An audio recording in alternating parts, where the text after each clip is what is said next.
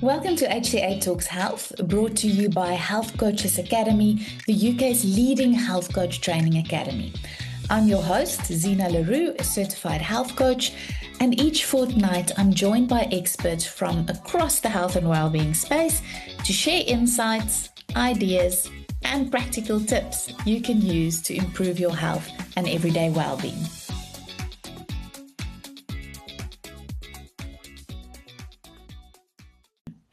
Today I'm joined by Dr. Jazz Robbins, and we're talking about how food can either cause or relieve anxiety. And Dr. Jazz is a clinical professor of psychology at Pepperdine University. She's a licensed psychologist and a board certified holistic nutritionist. And she's also a published author, a trauma specialist, and the president of the Los Angeles Psychological Association. It's lovely to have you. Welcome, Dr. Jazz. Thank you so much. I'm so excited to be here. You work as both a psychologist and a holistic nutritionist. So, what That's, made you decide to bring these two fields together? I'm really interested to find out more. the journey was not scripted or planned by any stretch of the imagination. My undergraduate degree originally started out as biology because I had intentions of going to medical school. However, as an undergraduate student, I took nutrition as an elective. And for the first time, it was like, what? Class can be like this. Class can be fun. Class can be interesting. Class can excite me about the learning process. It was the first time ever from K through 12, even in college, that I was in a class that I could apply the information to like that same day. I'd never had that experience before, very different from like calculus and trigonometry and some of these other subjects where it's like, oh, you'll understand how it applies later. You'll see how that fits into your life later. This I was able to apply and I was able to even share it with family and friends, and they were able to apply. I just didn't even know that learning could be that incredible. So I went to my advisor to find out how to change my major to nutrition. So my BS then became food science and nutrition. And when I transitioned or went for additional schooling in the mental health sector, in my mind, I was going to have to invent a way to pull my bachelor's education with this master's and doctoral education because I refused to leave it behind. So I honestly, I had no idea. I thought I was going to have to invent this idea of nutritional psychology. I was fortunate to meet someone with my exact credentials. When I was at a professional event, a convention, and the speaker was a licensed psychologist who held a board certification in holistic nutrition. And I was just like, oh my goodness, this unicorn, I have to meet them. How did they do it? What are they doing? What are they up to? Teach me the things. And she taught me the things. And I met another individual who was similarly credentialed, and they gave me some information. And ultimately, what they told me was there already is a community, Jazz, waiting for you with open arms. And the community is called Nutritional Psychology, which came out of nutritional psychiatry. And if we look at that for a moment, conventional psychiatry looks at a mental health condition and prescribes a medication for that mental health condition. That's what we are accustomed to when we think of psychiatry, medical doctors. However, nutritional psychiatry, and I've worked with some, they not only, if necessary, may write a prescription for a medication, but they also may write a prescription for lavender oil, or they may write a prescription for blueberries, or something like that. It's so for me cutting edge, but also necessary. And so to transition that from psychiatry, which is medication, in psychology, same but different, as opposed to simply prescribing or using an intervention of journaling or of breathing, for instance. I'm also incorporating interventions that look at diet and look at nutrition. So that's the short version. That's the incredibly short version. But ultimately, I did not want to leave my nutrition training and education behind when I came into mental health. Little did I know that there was already a community of scientists, researchers, and practitioners in this field specifically. But what a lovely combination, the world of psychology and nutrition. I mean, there's lots of different things to work with here. And I know that one of your specialities is anxiety, working with people with anxiety, and you bring nutrition specifically into those cases. So Yeah. tell me more about that. What does it look like? What are the types of things that you prescribe when working with anxiety specifically? Yeah, anxiety, first off, it's an umbrella term that means so many different things to so many people, right? So anxiety could look like someone turning a light switch on and off, on and off, on and off, counting the number of times before they're able to leave their home. Anxiety could look like something that I don't see on the outside, but constant worry about, oh my goodness, will this happen to me or my loved ones or something like that. It could look like fear of driving or fear of heights. It comes in so many shapes and sizes. So for me as a clinician, the first thing to do is to identify sort of like the flavor of someone's anxiety, because that is a term really doesn't tell me much of anything. It doesn't give me any data. So when I know what flavor of anxiety we're dealing with, then I can offer a two-pronged approach. So there are some conventional approaches that are necessary for the individual who's turning the light switch on and off, that are necessary for the individual who, can't get into an elevator, Mm. for the individual who, washes their hands till they're raw, right? There are some actual i- mental health interventions that are necessary. And also for me, it starts at the intake appointment, that very first appointment that I'm having with individuals. I don't divorce myself from a nutrition conversation. Those questions are built into my intake. So for anybody who comes to work with me, they already know that that will be a part of the conversation. So in the same way that I'm providing someone, um, interventions over here to, help them decrease the likelihood that they're going to turn the light switch on and off. And I'm not belittling or poking fun at that behavior at all, but I'm just using it as an example of a way that OCD, for instance, might show up. The same way that I'm targeting that in a behavioral way, I also know that some things that you are putting into your body may be a hurdle to like calming the nervous system. Mhm. So as a nutritional psychologist, nervous system balance is it is critical. It is critical to the work that I'm doing. And so for every single patient that I work with, I provide them with some education about the nervous system. I use a traffic light analogy. Green light, just like in traffic, we drive through the intersection with a bit of freedom, a bit of safety, a bit of calm. You might be singing along or dancing, doing choreography. In our bodies, when we are at a nervous system state of green or green light, that's rest and digest in the body, which means that biologically, every single system in the body is running like a well-oiled machine. Integumentary system, skin, respiratory system, skeletal system, muscular system, endocrine, they're all running at peak performance. And as a result, I feel most like me. I Mhm. feel an urge to connect to others. I feel an urge to do things that I enjoy versus in yellow light, when I'm going through that intersection in yellow light, whether I do it knowingly or unknowingly, or whether it's sort of a subtle thing that's happening inside my body, you kind of sit up a little bit and you take note and you look, because anything can happen in that intersection. Threat has the possibility of threat has risen, right? So in our bodies, when we are in yellow light, that's a state of fight flight. And here's the thing that I impress upon folks to understand: when we are in yellow light in our body, or the activation of the sympathetic nervous system, that stress response system is hungry and it's greedy.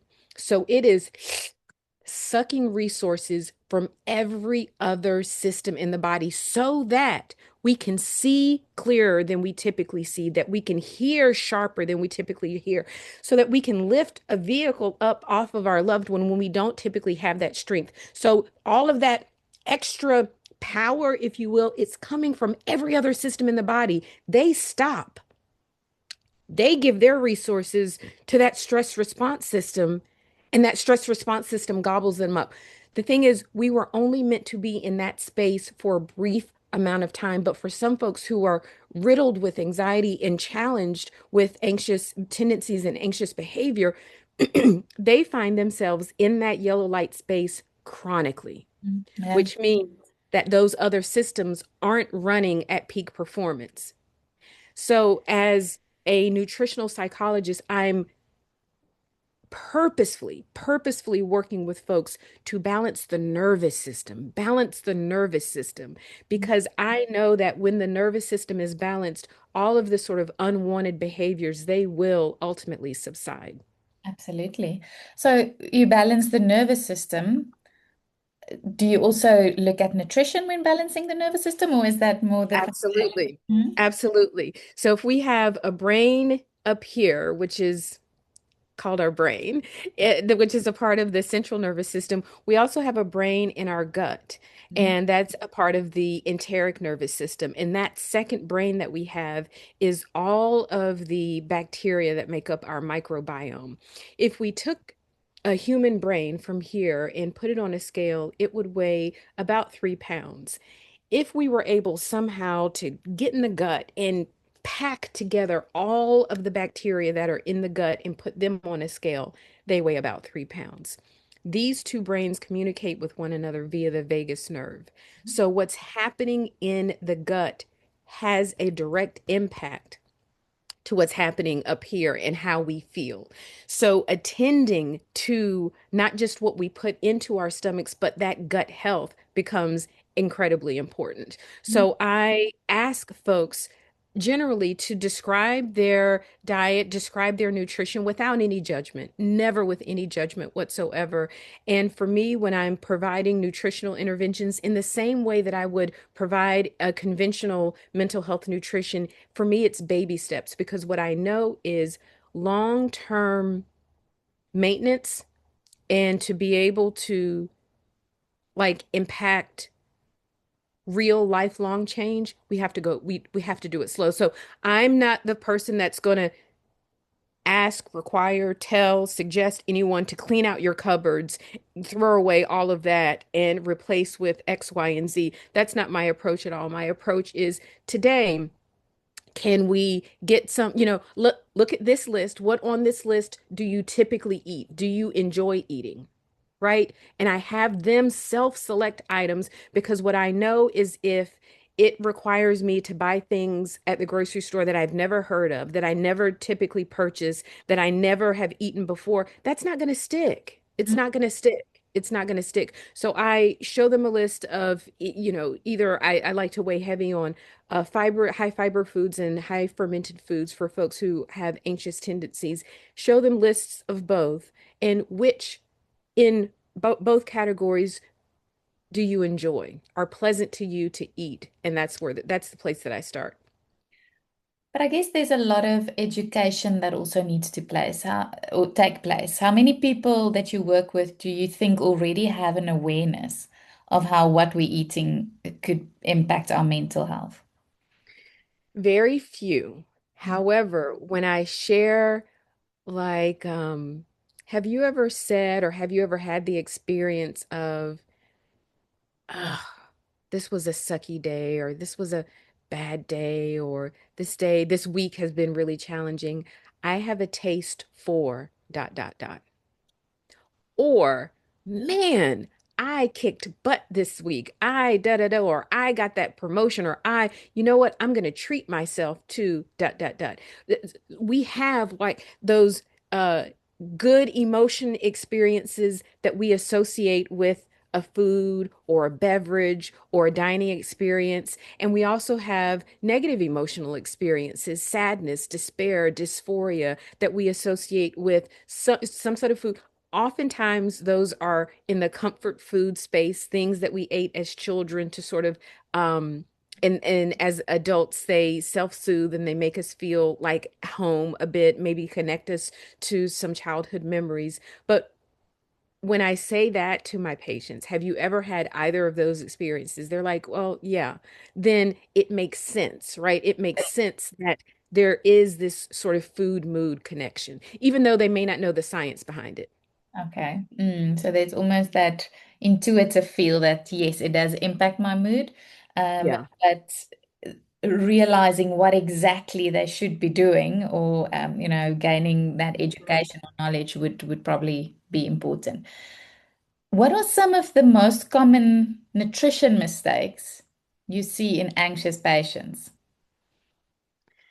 I would say two, and I'm sort of like shielding myself as I say them. I don't want folks to throw tomatoes at me, but they're beverages and it's caffeine and alcohol.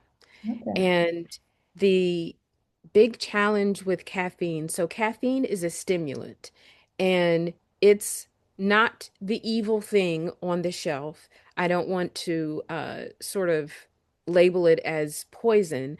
Um, the challenge with caffeine, and because it's a stimulant for individuals who run anxious or whose nervous system has a tendency to be more anxious in a chronic state, caffeine is it can exacerbate that anxious feeling. So it can feel for the anxious individual that I have trouble calming, that I always feel a bit worried or keyed up or restless because your nervous system is already there, and caffeine as a stimulant is only going to exacerbate that.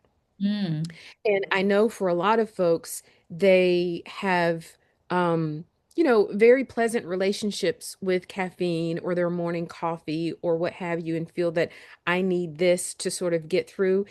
Oh my goodness, sleep. Huh. Sleep isn't nutrition, but my goodness, it needs to be a part of the conversation because it's at the base. It's at the base and the foundation of everything.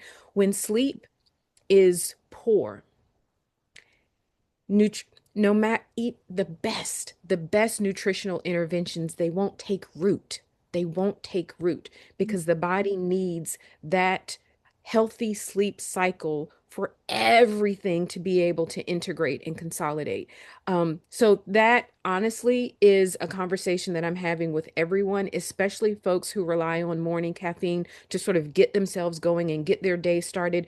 I know that we really need to spend some time on sleep first before even targeting heavily and intentionally these nutritional interventions because they won't stick. They won't stick. And so, what I'm trying to do all the time is set my folks up for success and providing this education and its baby step. But caffeine. Caffeine is a stimulant that's going to exacerbate the anxious tendencies that someone might have. And then alcohol is a depressant. So it would sound like that alcohol would calm one's nervous system. But here's the challenge for the person that relies on I don't know if it's that one or two beers at the end of their day because the day felt really charged and activating, or a glass or wine or two at the end of the day, again, to calm oneself.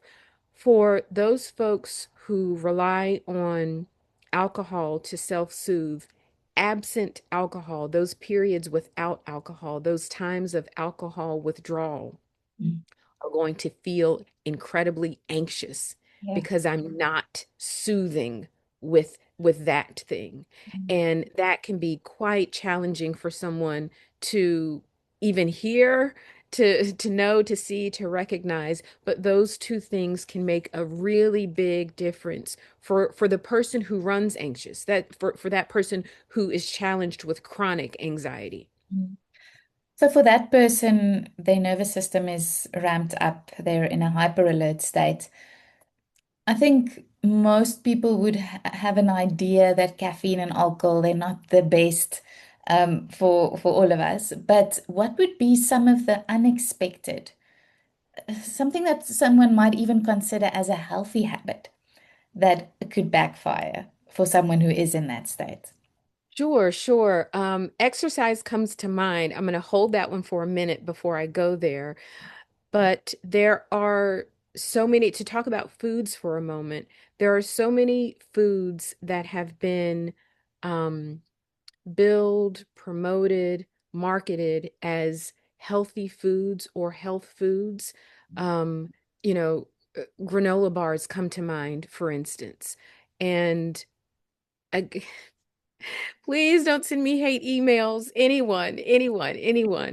But sometimes we've got foods that have awesome ingredients. However, the packaged thing that I am getting and putting into my body, I'm not getting the benefits, the full benefits that I could be getting from those incredible ingredients. So, is granola bad? Absolutely not. However, when we've got a bar that's laced with chocolate, that's packed with, refined sugar and all of these things, we're not, it, it becomes more like a Snickers at that point than it does oats or granola. So packaged foods, and that's a thing that for folks who swim in wellness circles, or for people who consume wellness content on social media, for instance, they hear packaged food, packaged food, packaged food. They hear that a lot.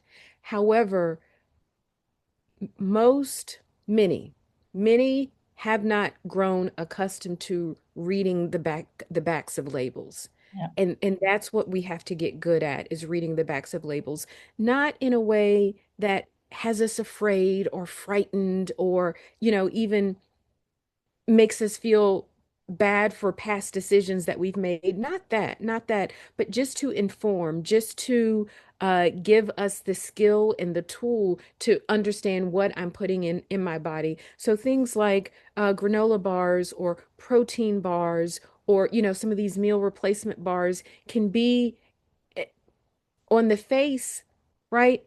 Seems like I'm getting my protein, or I'm getting oats from this, or I'm getting almonds from this, or nuts, or what have you, which are good ingredients. However, the process by which we have gotten it in this beautiful bar and all of these ingredients that I can't pronounce, they're doing damage to the body. And the challenge with those highly packaged foods is they produce a lot of inflammation in the body. And when we have a lot of baseline inflammation in the body, it makes all other nutritional interventions, and quite frankly, any type of interventions, difficult to stick because the body is so inflamed. Exactly. That chronic And low-grade inflammation. absolute at a cellular level. Yeah, absolutely.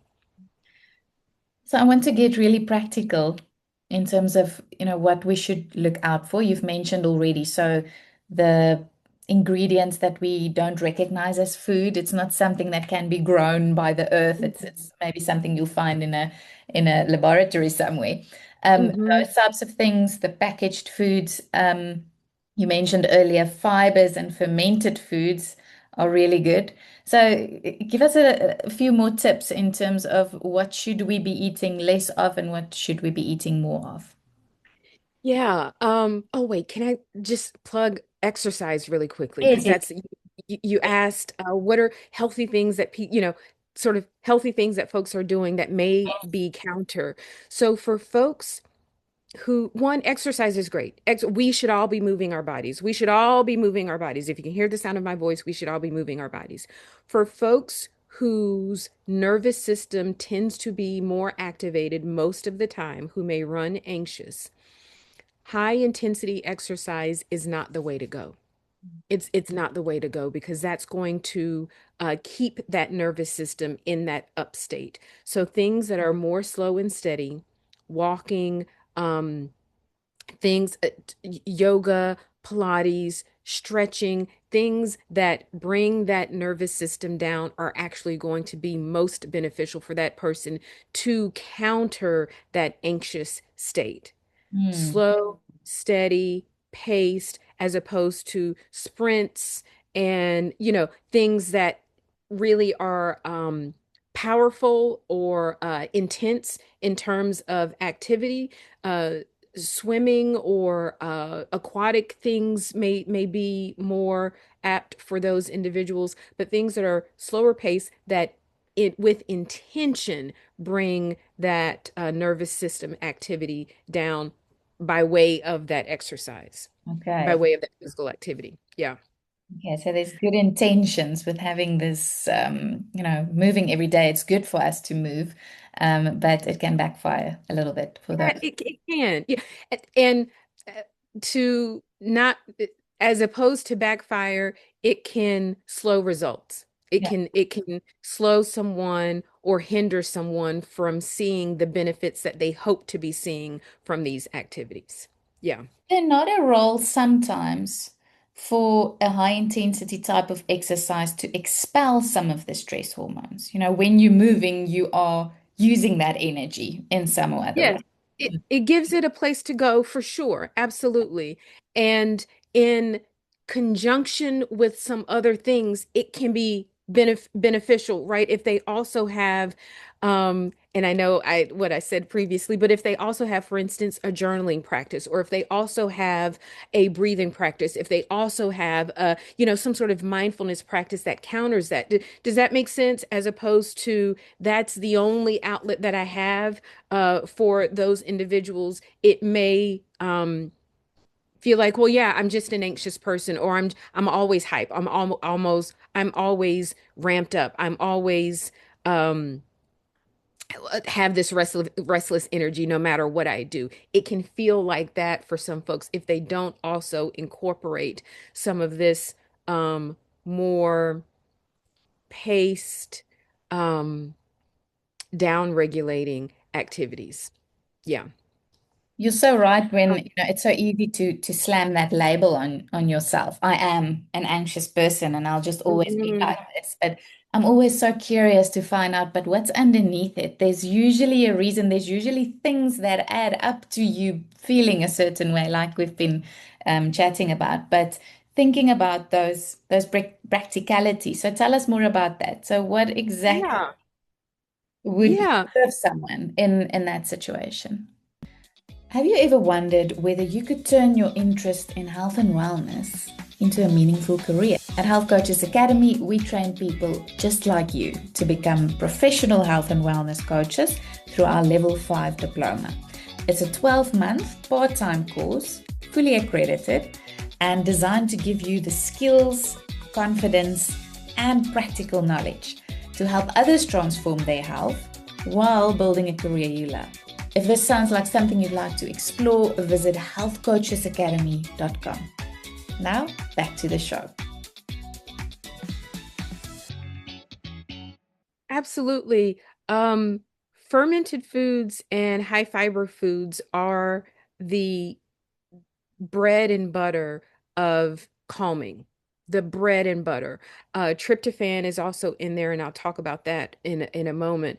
Um, High fiber foods, again, when we are looking for foods that are high in fiber, and that is essentially any, mm, not any, most things in the fresh produce section at our grocery store, and they can be in the frozen food section as well.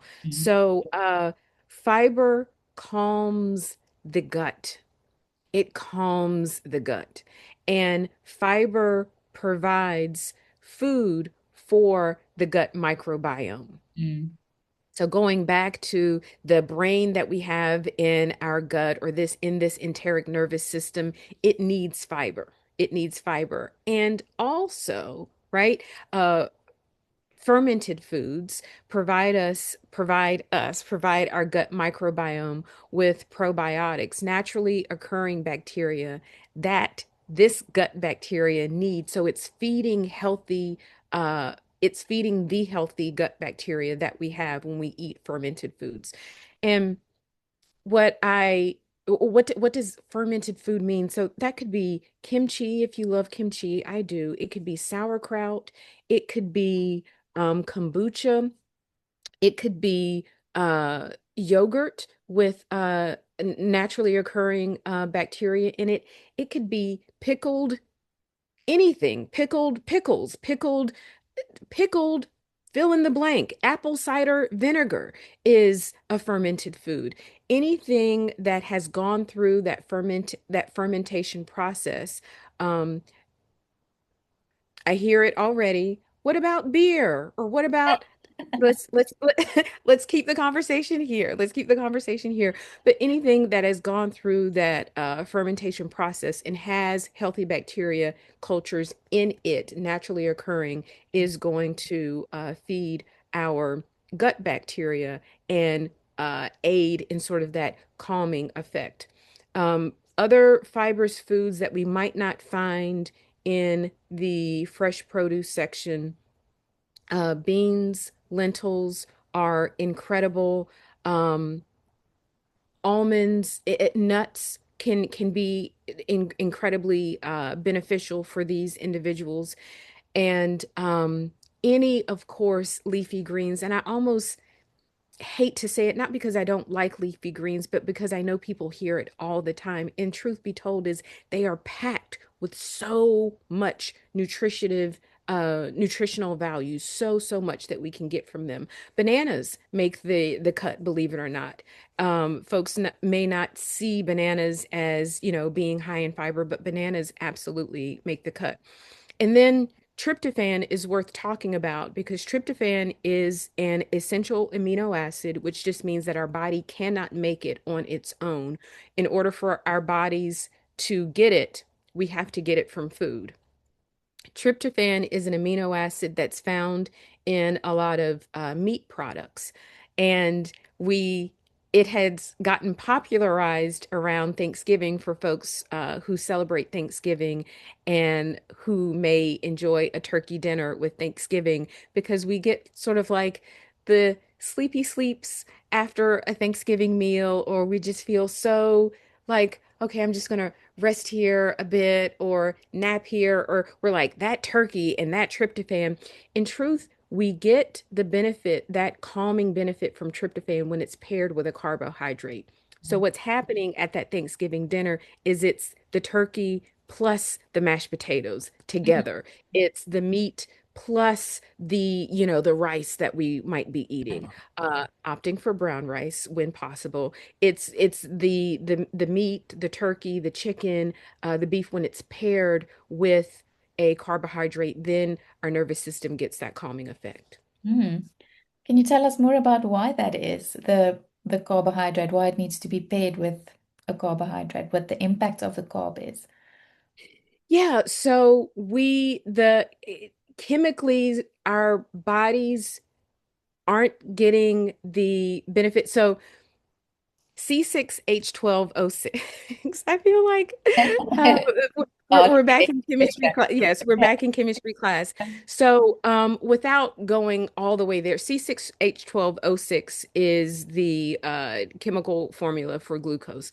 So, um, any form of sugar that we take into our body, ultimately the body breaks down to glucose, C6H12O6. There are things that our body needs from that chemical uh, sort of design that tryptophan binds with, and then we get this that calming experience. So it's a bit of serotonin that is being activated and being released, and chemically it needs the sort of the marriage of C6H12O6 and the tryptophan.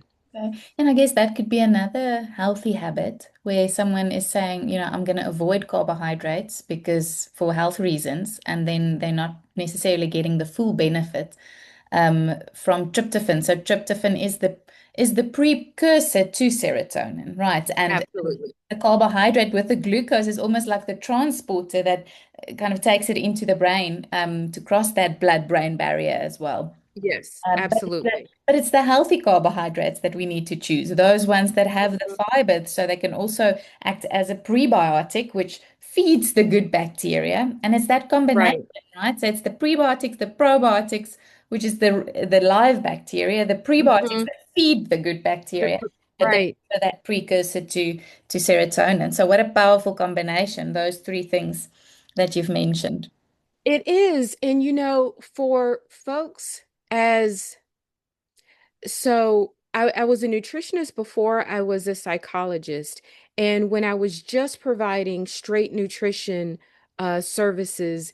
This conversation that we're having made so much sense for Mm. the folks that I was seeing that were just coming to me because they were having skin challenges that they couldn't sort of figure out, and they wondered if it had something to do with nutrition. They were challenged with chronic fatigue, and they wondered if they could use some dietary interventions, or sleep was off, and they wondered if they, if a nutritionist could help, or, weight loss or weight gain or whatever it might have been.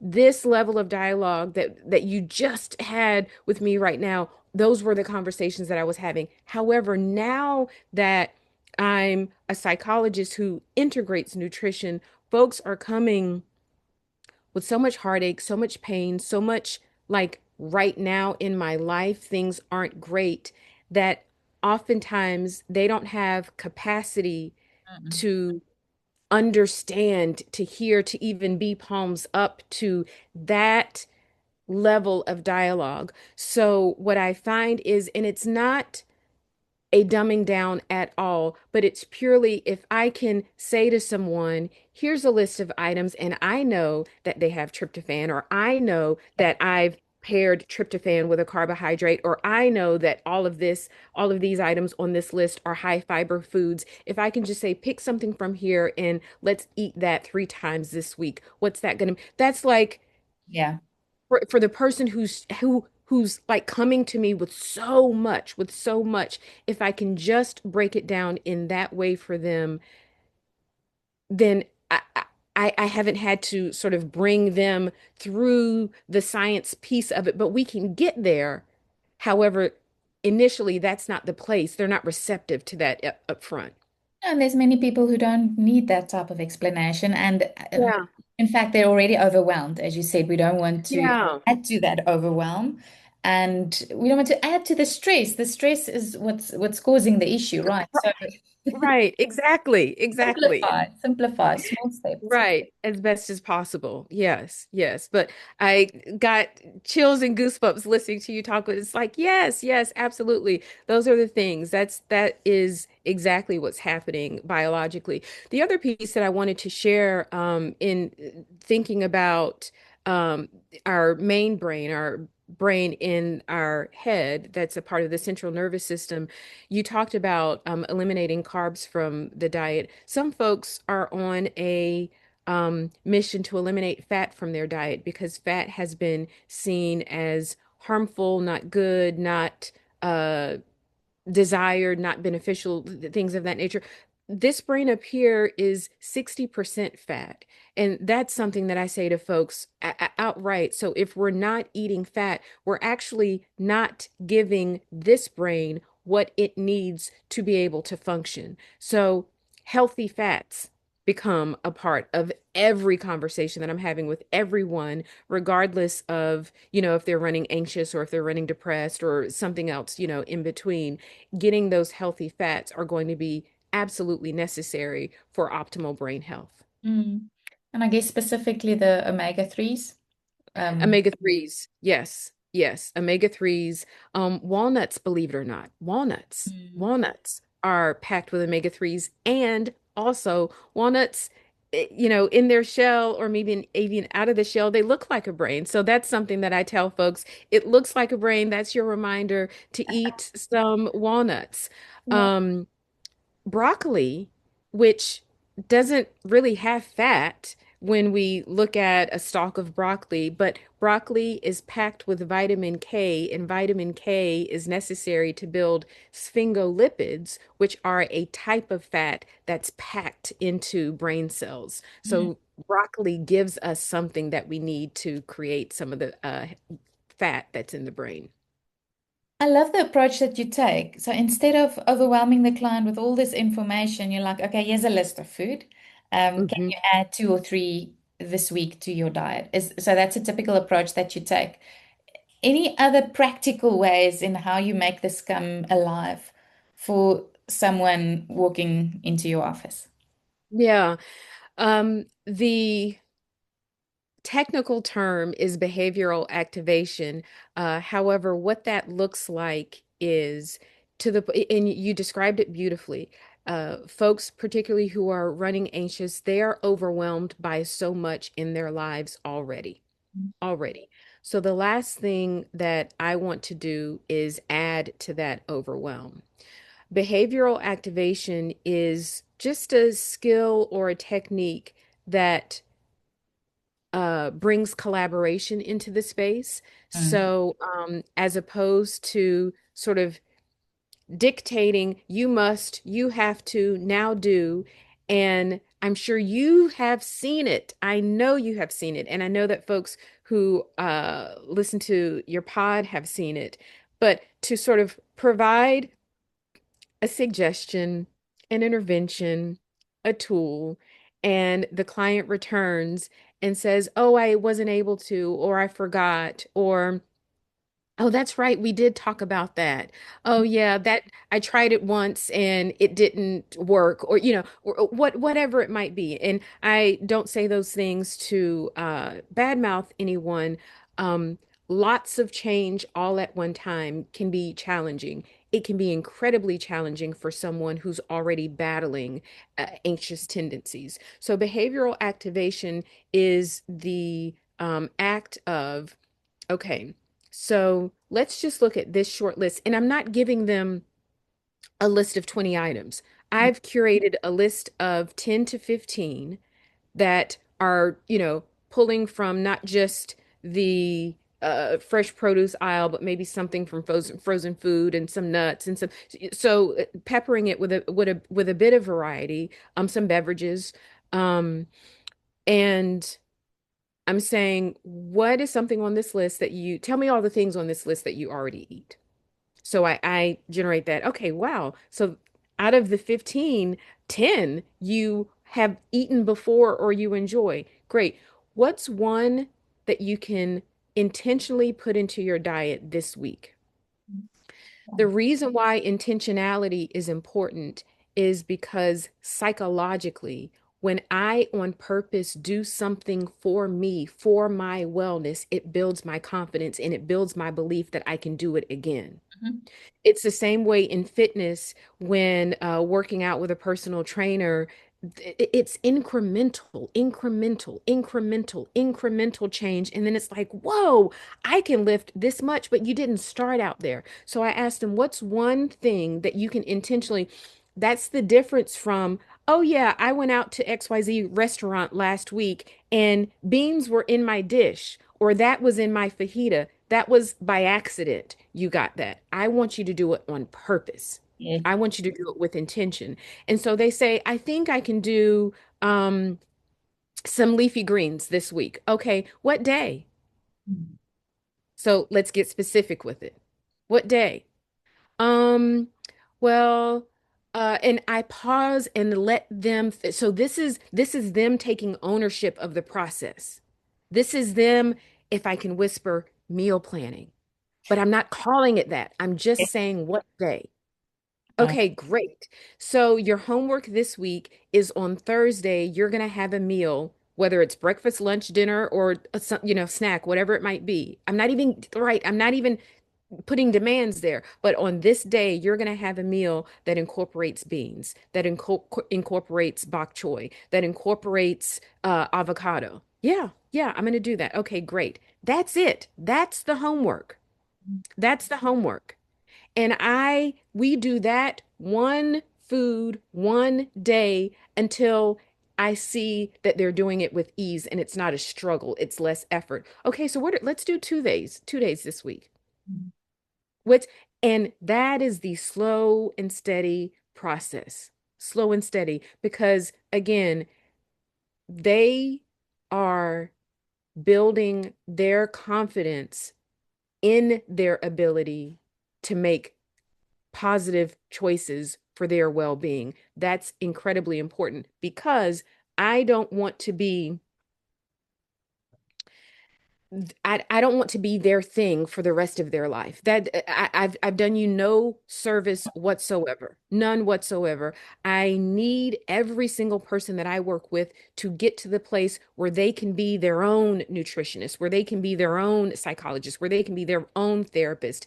And it's because they have been educated in a very tender and gentle way how to make positive change and how to make decisions that truly benefit them. And if I can say, oh, okay, I know. If I can say, um, cultural foods are so important. And what I mean by that is, I'm not prescribing that your fish has to be prepared in this way. Mm. Absolutely not. Absolutely not. I'm not prescribing that your cabbage has to be fermented in this way, right? Mm. It can be fermented in any way with any flavors that you enjoy. This meal, these beans, these leafy greens can be prepared in any way that you enjoy, that you enjoy. That becomes so important because oftentimes in popular news, media, and culture, we see these foods on a plate designed in a very specific kind of way. And for folks who don't eat it that way, it could leave me to feel or believe that I'm not doing it right. Mm. And that I don't subscribe to that at all. Yes. So it's very empowering, and you're leaving the client in the driving seat, right? As It's much as possible. and they're taking control of their own journey, and that builds confidence, and creates that upward spiral of success. Because, like you've mentioned earlier, if I feel like, wow, I've done this, I can take on the next step, and I feel like it's possible, and there's hope again. So you're really speaking the language of a health coach. That is exactly what health coaches do. Is it's about small changes, keeping the client Yeah, on the driving seat, not letting them feel like it's a shoot or a right. chore or a pain. Yes. It should be something that they maybe even look forward to or feel Hmm. excited about, right? Because I mean, many people know what they should be doing, but why is no one doing it? So it's Hmm. about them taking ownership and Hmm. realizing, what is possible for them. Yeah. Hmm. Can I say something about what you just said right there? A lot of people know what they should be doing, or not. A lot of people are aware of sort of like best practices and optimal uh, things or choices to make, but they're not doing it. That is a part of my process as well. So, in other words, walking with my patients to identify, okay, this is what you would love to be doing. You would love to be getting 8 hours of sleep. You would love to be incorporating this into your diet. You would love to be moving your body this number of times a week. What's in the way? Mm. And allowing them to identify those things and slow. So, in the same way that we are building habits over here, we're also chipping away ever so slightly to remove those hurdles that have been blocking, that have been in the way for who knows how many years. Yes, looking at the barriers, what has been coming in Mhm. the way? There's a very good reason why you haven't followed through in the past. Right. Let's explore. Yeah. Yeah. Yeah. If you think if you work with your clients in this way, I can just imagine that it can have quite a huge impact on them over time. So thinking about it realistically, what type of impact can someone make on their anxiety levels just by changing what they eat over time? Hmm. I'm not going to be a quack and say, this percentage of impact or this percentage of increase. I wouldn't dare do that. I don't have that literature or that data. However, what I can say is when, my closing session with folks that I work with, I give them the opportunity to describe what our work together has been like, what they're taking away, and more often than not, and this means so much to me, and it may not get to sort of like the heart of the question that you've posed here. But what I take away as like the greatest benefit is when they say, I told my mom about such and such, and she's eating XYZ now. My husband, my spouse, my partner is eating XYZ now. Yeah, one day a week, the kids and I, we do, a plant-based such and such. And again, I'm not saying that meat is horrible, but we, with intention, do an all sort of vegetables day here in the house now because that means so much. And I can't quantify that. I can't put a number on that. But what that shows me is that the conversation that I'm having one on one with this individual, it has spread to other folks that I will never get the opportunity to meet, but they're getting the information and they're getting the education. That is the greatest sort of benefit. In terms of sort of quantifiable impact on Anxiety, again, I don't know that I can say answer that question with confidence because of the way that I work. It's so integrative. So Yeah. I'm not just a nutritionist doing just nutrition, right? So I can't say that this by itself has caused such and such or has led to such and such. I am targeting sleep, I'm targeting movement, I'm targeting exercise, and also I'm targeting mental health with conventional mental health interventions as well. But over time, when a patient comes in and they start making decisions that I haven't even suggested, that have just been sort of floating out there in the ether, but they've done it themselves, that's when I know that we're getting to the place where it's time that we can think about terminating this professional relationship that we have. Lovely. You are looking at the bigger picture, so it's not that simple. It's not just that narrow. Yeah. Right, like you said, sleep and these behavioral changes and psychological side of things. But the impact that you're having on a client has that ripple effect, which is so fulfilling as a practitioner or clinician, I can imagine. Like you said, you didn't even reach that person, you didn't even see them, but they're also getting that information, changing their lives bit by bit. I know we Yeah. shouldn't think in terms of ideals, but if you had to prescribe an ideal day in terms of nutrition for someone who is feeling anxious, what would that look like? hmm Um, I would start with sleep.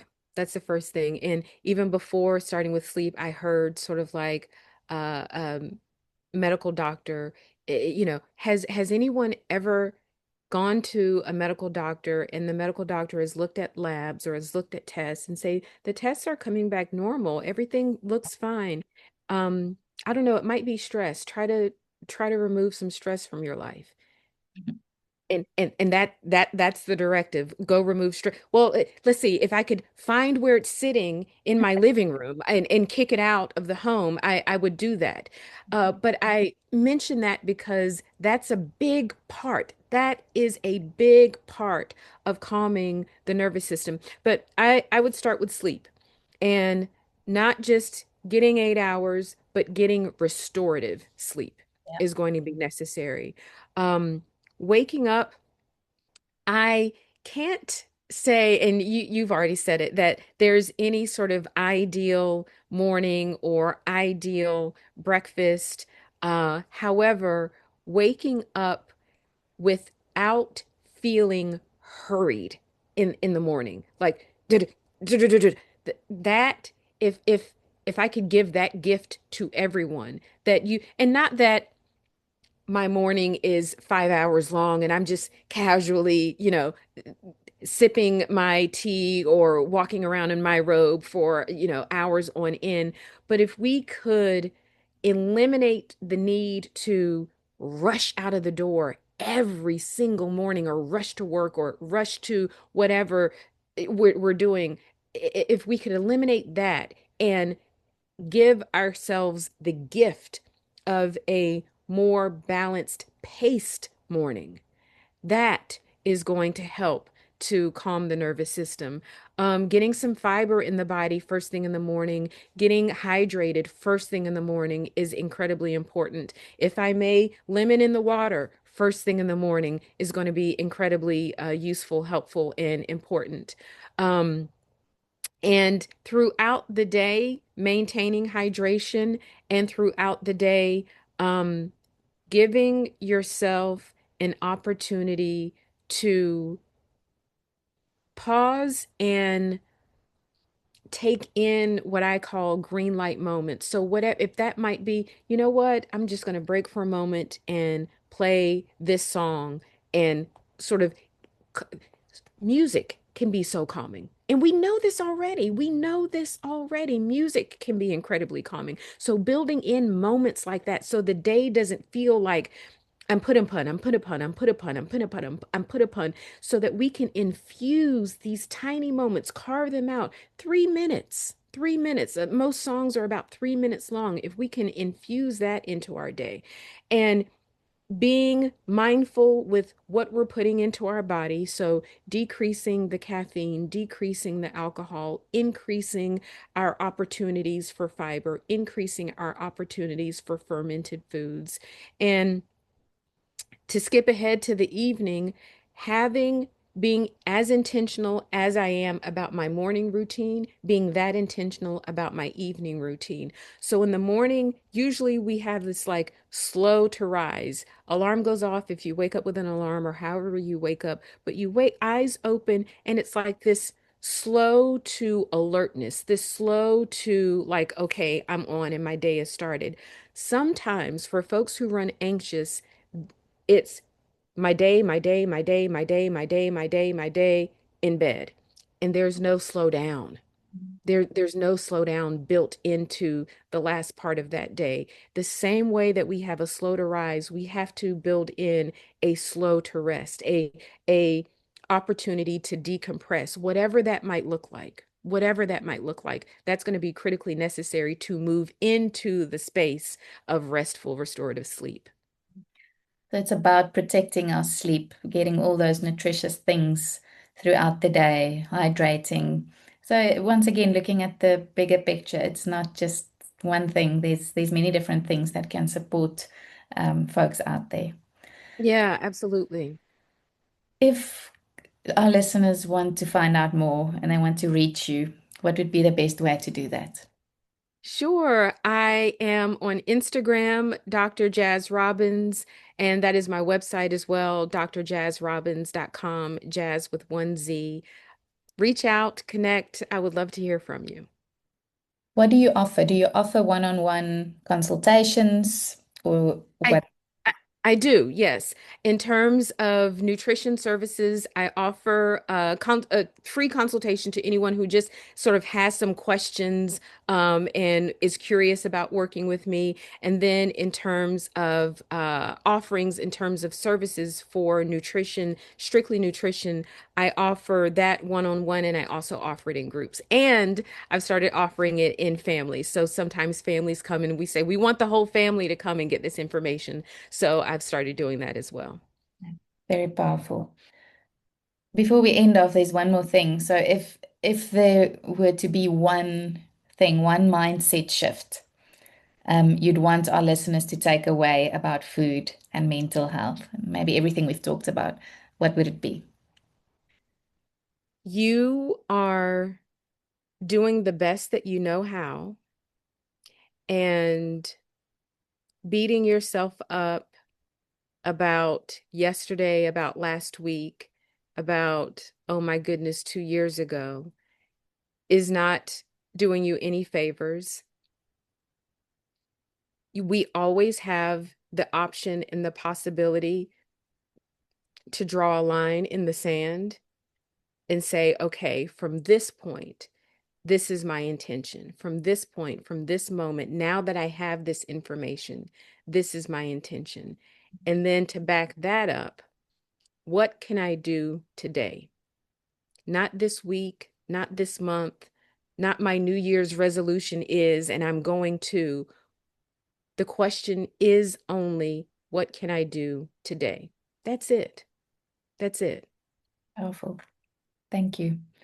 I'm sure that our listeners would agree that you are such a warm and an animated speaker. It's been such a joy. It's been such a privilege. Thank you so much for joining us. And it's a very empowering message that you reminded us of today. The foundational things, the things that we put in our body, the quality of sleep, all of these things play a role. And it's not just impacting our physical health, but also our mental health and our state of mind. So it's extremely powerful medicine. Thank you Mm. so much, Jazz, for joining us. Thank you so much. Thank you for listening. We hope you enjoyed this episode. Please feel free to share it with friends or family who might find it inspiring. And if you'd like more insights like this sent directly to your inbox, make sure to sign up for our fortnightly HCA Talks Health newsletter. We've popped the link in the show notes. See you next time.